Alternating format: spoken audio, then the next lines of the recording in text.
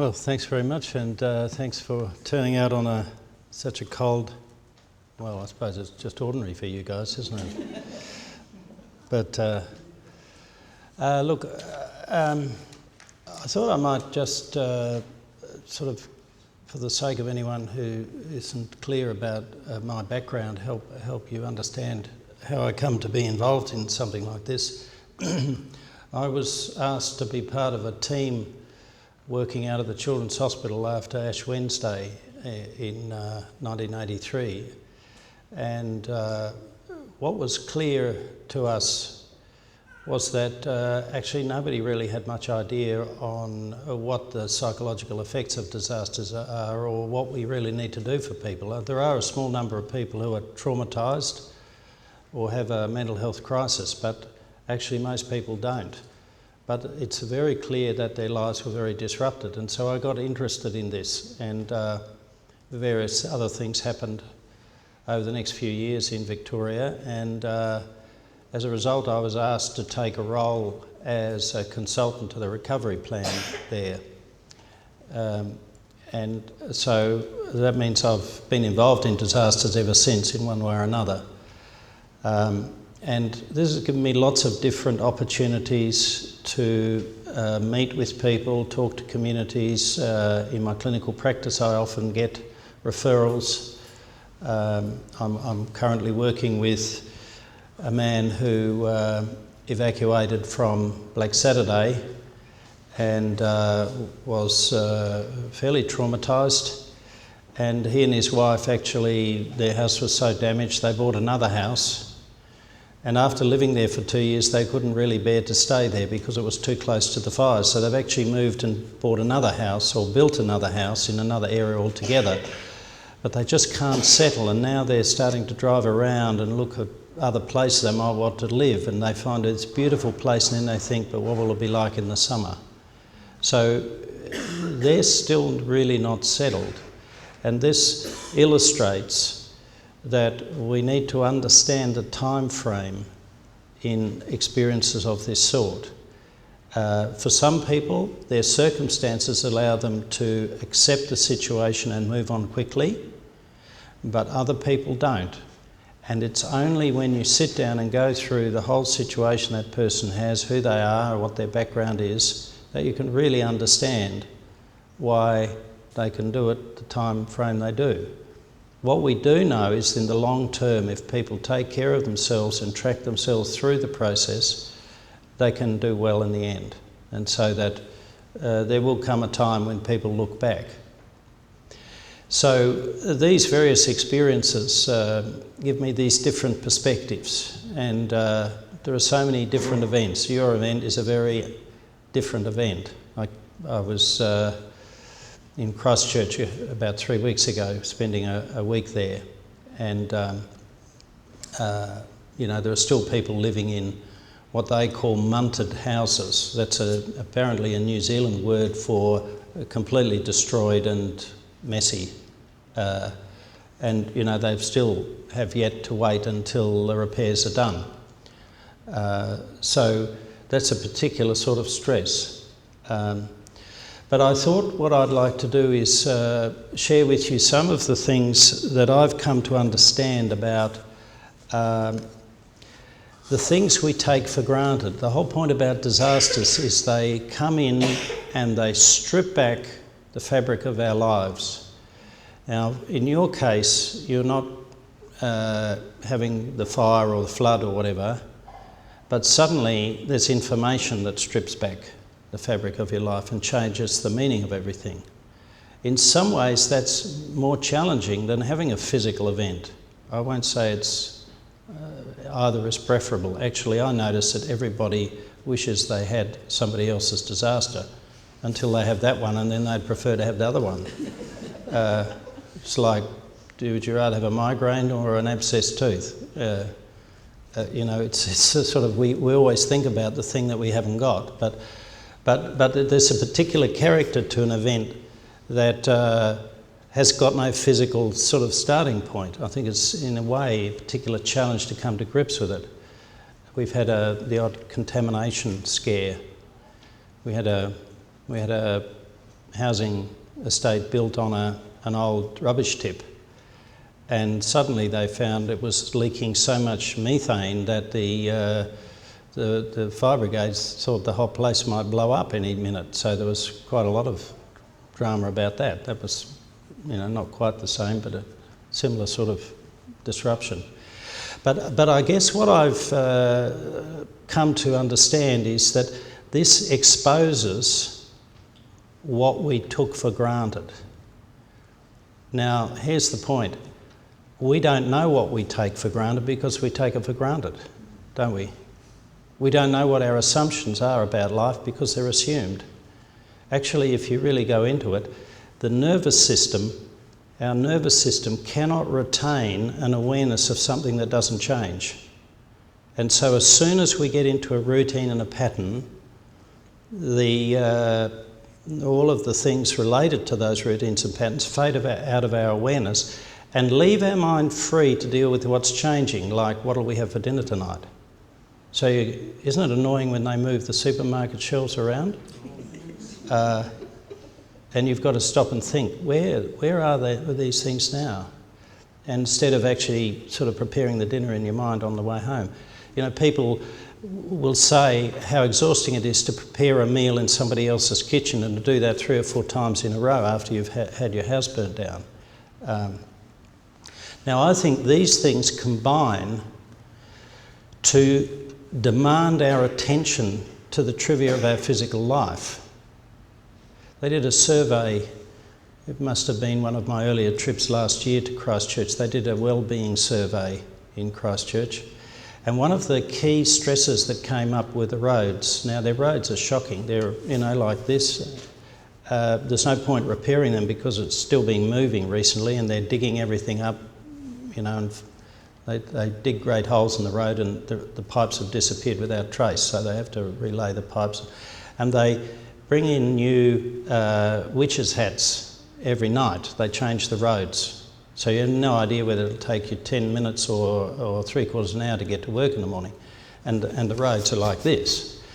And somebody asked me from the media, why is that so important? And I said, well, actually, if you drive the same way to work every day, you know how long it is, you can use all of that time for planning your day or think about what happened yesterday. Or, I call that mulling time. Mulling, it's like digesting, processing. And we don't know we're doing it because we just do it in the back of our mind while we're doing these routine things that don't require attention. But if you lose mulling time, then you don't actually process your experience, and then you start to get very disoriented. Now, part of this fabric of assumptions is the way we establish a stable life. And one of the first things we do is we start to make an attachment to our place. In Aboriginal culture and Indigenous cultures generally, there's a very clear philosophy about the attachment to place. And we all know how important that is in Aboriginal culture. But I actually think it's psychologically the same not the same, but it's similar for us, but we have no language to talk about it. We don't recognise it. But if you listen to farmers talk about the pain of watching the land die during a drought, you realise it's more than just economics. And I think if you think about the process of, you might be able to remember it at this moment, what it's like to actually decide to move and to slowly disengage and find a house you like and actually get very excited about it and start to imagine it and think about it and visualise how you're going to live in it and get really interested and slowly sort of let go and slowly engage, and sort of, and then there's a point when you make the transition, there's a little bit of a flurry about, oh, well, it's really nice there, but I can't wait to move in. This is a natural process of the transition of your emotional attachments. And these run very deep in our mind. And I want to talk a bit about what's going on deep down in our minds, which we don't need to worry about. But deep down in our minds, outside the scope of our normal awareness, we have 2 systems. One system is organised around, let's call it the wish, what I want, what I desire, what I hope for, what has emotional significance and satisfaction for me.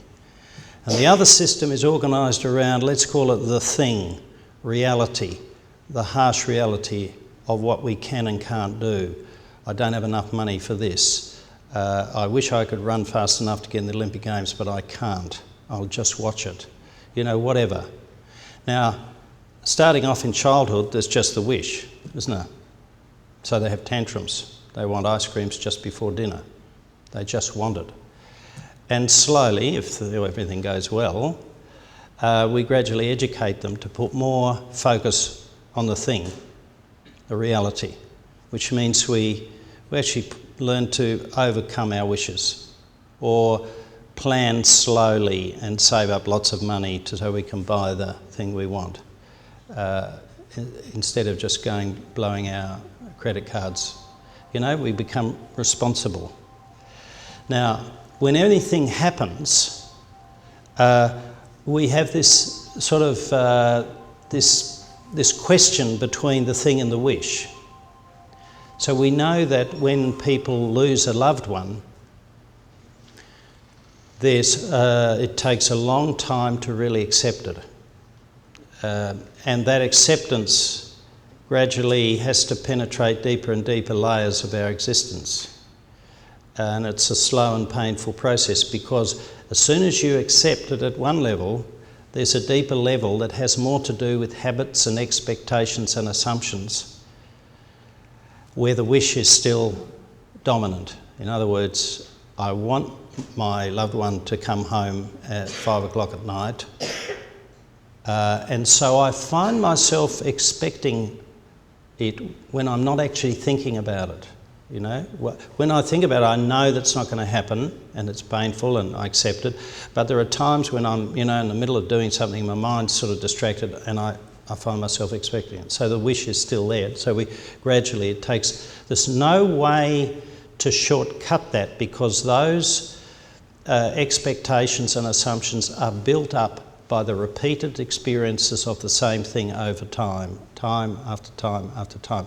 And that's what our routines give us. They give us like this fabric of secure, predictable reality that if we have any kind of choice in our life, we reconcile with our wishes, right? So you buy the house you like.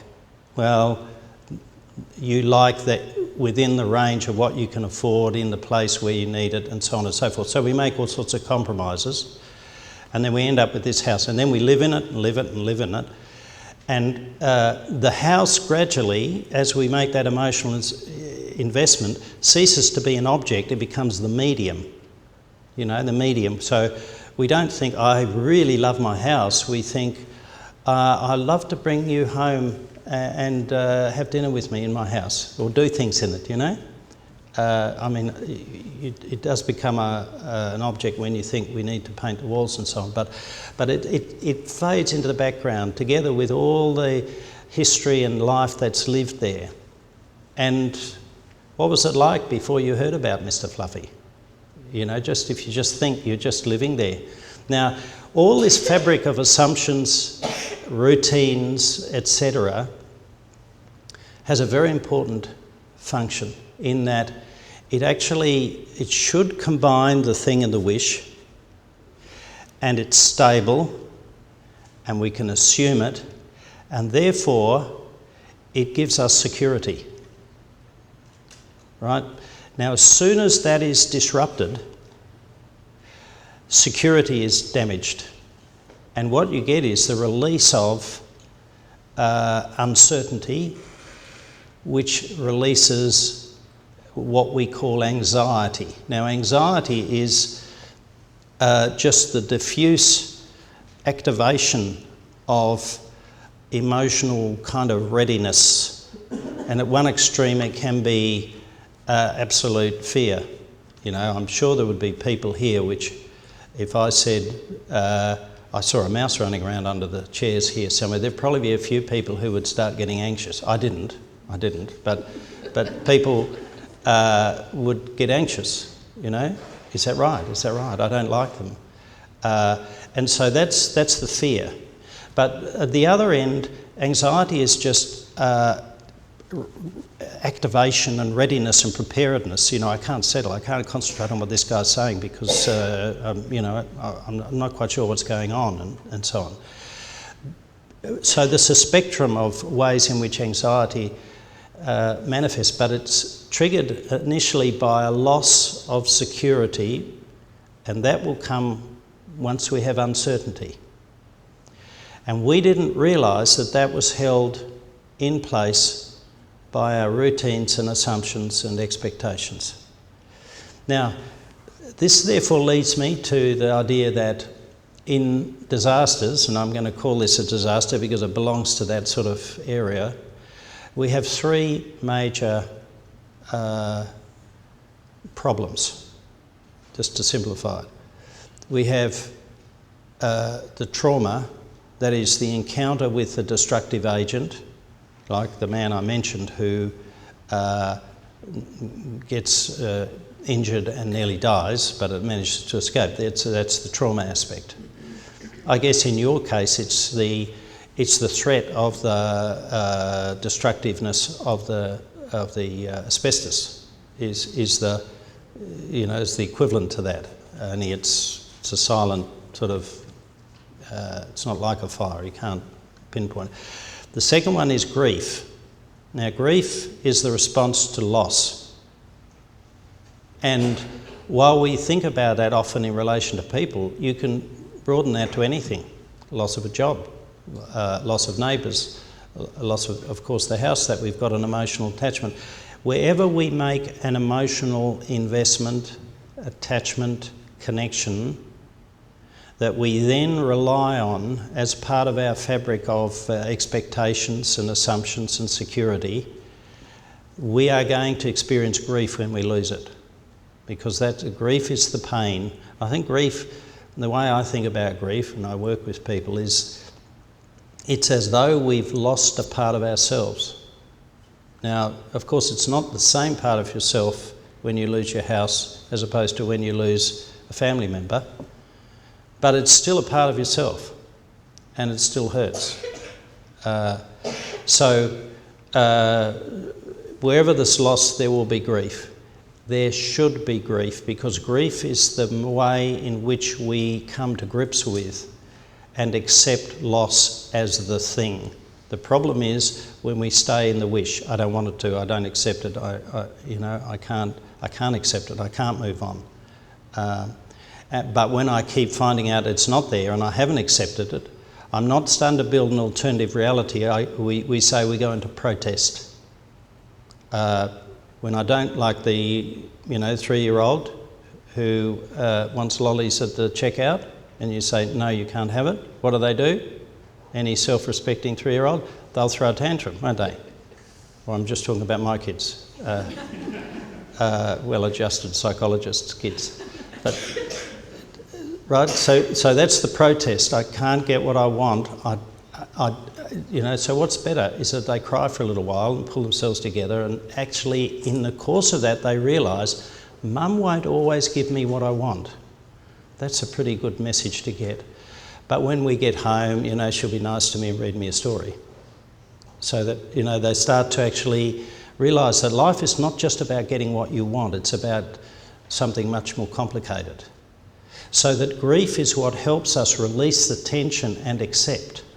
But our culture's not very good at grief, and by the way, it hurts, and we don't like pain. So it's hard, isn't it? It's that process of back and forth. But the third problem is disruption.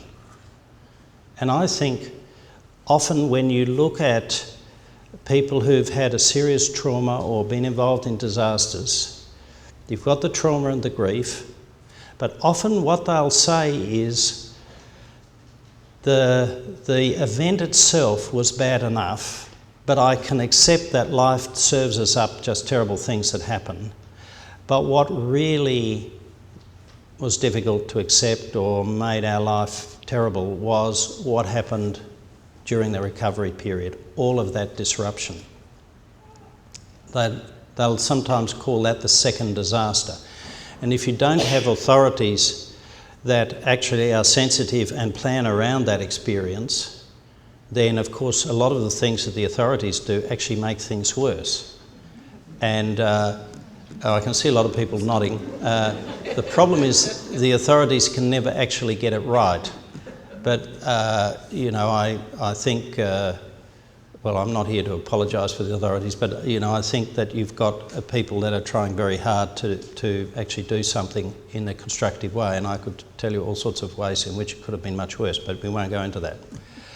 But this disruption element, I think, is very important because that's the period where people are losing that fabric of routines and expectations and assumptions, and then moving into this conflict between the thing and the wish. I don't want it. I was talking to some people earlier, just before the meeting, and I was asking about how long did it take to accept it. And it takes a while, doesn't it, to accept what the situation is, and then to actually think, I've got to make a decision, and and then the emotional process of making the decision is quite different from the intellectual process of weighing up the pros and cons. And you'll oscillate between those. That's moving between the wish and the thing, isn't it? And we're all different, aren't we? Some women would say this is typical male. They just do the logic and say, well, that's what we do. And others, and the men would say this would be like women, were all emotion and can never let go because this has got all out my memories and my history, and But actually we're all somewhere in with those 2 points of view, aren't we? And so one of the things we need to recognise is that this process of working through the disruption is going to tax all sorts of things that you probably didn't realise. It's going to tax relationships because no two people are going to do it the same pace and in the same way through this process. And I think what becomes, to my mind, crucial in any process of, now this is like a recovery process. You've got to lose your house. So the recovery process is how do you get settled into a new life? And what does that involve? And how long does that take? That's a recovery process. So that the question is, how do you look after yourself so that you can get through that recovery process without losing things that you didn't realise you were losing at the time? So that means we've got to actually make sure we don't just focus on the tangible issues of making the decision, buying the house or doing whatever it is you decide to do. We've got to actually look at how do we preserve the whole fabric of our lives, the quality of life, the relationships, while we do this? How do we preserve our connection with our children? What they've been finding in Christchurch is similar to what was found in some of the Black Saturday areas, and that is that around about the 4-year mark, you've got a bunch of children who were born in the year of the disaster who are just starting to come into the educational system, and they are not ready. That they are quite immature because the parents have not been able to create the sort of security, and often parents get mentally and emotionally preoccupied. We're all working with our thing and our wish, aren't we? So it's like trying to find out where have they put the sausages in the supermarket. This is the thing about mulling, that if you lose your mulling time, you also lose that capacity to simply attend and to be interested. Not only kids, but let's say partners. We have to be interested in each other, don't we? And what will happen is you get this, I call it degraded quality of life, as people are sort of preoccupied, and if we're not careful, we don't keep communicating, we'll go into our own space and we'll be pursuing our own agenda or our own time frame, which doesn't fit with other family members. And one of the problems is going to be that a lot of the people we've used to support us in the past, who aren't associated with Mr. Fluffy are not going to get it. Do you notice that they don't get it? The reason they don't get it is because what you're struggling with is in this area of assumptions. And we don't know what our assumptions are. They don't know that their assumptions are intact. And therefore they can't see that your assumptions have been disrupted. And they can just see you seem to be carrying on an awful lot for a long time, and you should just get on with it. Well, let it be the crudest. Or they'll give you lots of well-meaning advice, which doesn't do it, So you get this isolation. What I would advise, and I'm not suggesting this will solve the problem, so what I would advise is you actually give detailed descriptions of what this is doing to the nuts and bolts of your life so that they can start to get how complicated it is. I'm not sure how that would be in your case, but it might be that I'm having a lot of trouble concentrating, or I'm not sure whether I should do this because I don't know where I'm going to be, or whatever it might be. Give them a capacity to, don't just give them your feelings, give them the facts. Because the feelings, they'll say, well, I'm sure you'd be much better if you looked on the bright side and just got on with it. But that's not, you have to actually go through your process. Everyone has to go through their process. And I think what's really important from my observation of people in natural disasters is, and I know there are limitations because of the way governments have to set boundaries around things, but I would say really respect your own time frame for making your decisions. If you can't make a decision, I think that's either means you're not ready, or it probably means there's something getting in the way of your ability to actually sort the priorities. And that's often, I think, a time when, if you're not already engaged, you're getting engaged with the support systems, and maybe get someone to sit down and help you lay it out. Often, that's what we counsellors best do after disasters, is actually help people take stock of their situation by maybe asking them some questions about what kind of aspects of their experience are they not really understanding or attending to. And once you get that clear, people can move on. And many people often will benefit from just even 1 or 2 sessions just to actually, with someone who's got the experience to help them just clarify it. So what I'm really saying is this, that this period of time, now I would say that's from the time you realise there's something you're going to have to do until you're settled in a new life, is this period of disruption. So first of all, you're unwinding and unravelling and losing things and breaking them down and so forth, and then you'll start to build up. But I think your life is only going to be running smoothly when you've built your new routines in your new house. And you'll see how that's going when even when you're in the new house and you're doing something in routine and you finish it in the evening and then you head off home and then you suddenly realise you're going to the old house. That means it's not that you're still on the wish, aren't you? You're unconsciously wishing you went to our old house. You haven't really accepted the new house. I think it's important to watch that and to understand that all of this is going to demand attention. So a consequence of that is going to be attention means energy, because you're working with the deeper layers of your mind. You're working, that requires physical energy. And one of the consequences will be fatigue.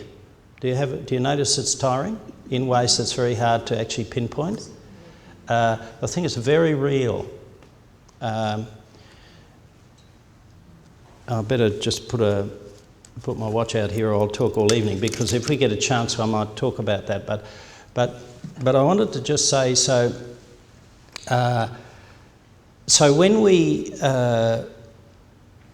work through this, what we need to be aiming for is the time when you're in a new house or whatever your arrangement is, and you're now once again oriented towards the future, just as you were oriented towards the future before it happened. Now, often our goals are implicit or assumed too, aren't they? Our life goals. And during this period of disruption, we can lose track of them. Now, I set off from my house in the Yarra Valley to drive up to Bendigo to give one of these talks after Black Saturday to the fire-affected people in Bendigo. And I'm driving along the Western Ring Road, which goes around the northern side of the city, and it's going to go past the Hume Highway, which would bring me up here, and I've got to go down and I've got to go off the Calder Highway, and just before the Calder Highway there's the Tullamarine Freeway goes to the airport. So I'm driving along, nice sunny day, thinking, what am I going to talk about in Bendigo? What have they been telling me about the community up there? And then all of a sudden I think, oh my God, where am I going? Where am I going? Am I going to the airport or am I going to Bendigo? Oh, it's Bendigo, that's right. Oh, I'm on the wrong side of the freeway. Oh, I better get across quickly. And just made it. And now I can forget about where I'm going for the next hour and a half, can't I? And I think that's how our life goals are. They really come into the foreground when we need to make an important decision, and then they've given us our orientation, they fade. Do we actually even know how to put into words what our life goals are? I think often we don't. I mean, there are some people who are much more tidy and well organised than me that write lists, and put up 5-year plans. They probably even look at their bank balance regularly. But a lot of us just actually, we'll know what's important to us, and that will guide us, but only in particular moments. Then it fades. Now, if you put a period of disruption here where you're deeply preoccupied with a very narrow range of things to do with houses, then